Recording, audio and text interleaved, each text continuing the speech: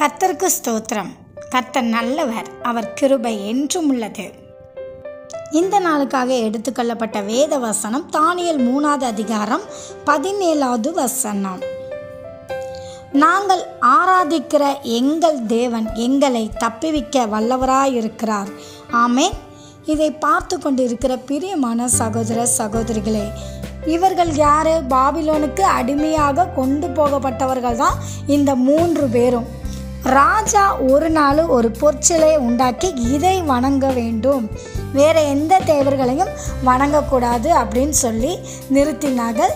இதை வணங்காதவர்களை என்ன செய்வேன், எரிகிற அக்கினி சோலையில் போடுவேன் என்று நேபுகாத் ராஜா இதை அறிவித்திருந்தார்.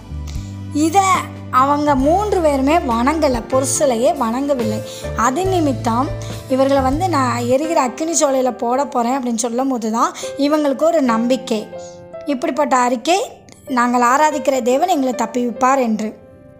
இவர்கள் 3 பேரும் அதை வணங்கலை. அது நிமித்தம் ராஜா எரிகிற அக்கினி சோலையில் போட்டு விட்டார்.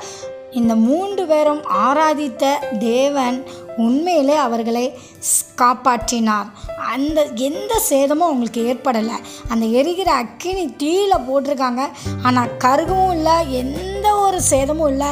அவங்க 3 பேரோட கூட கர்த்தர் உலாவினார், அவர்களை பாதுகாத்தார்.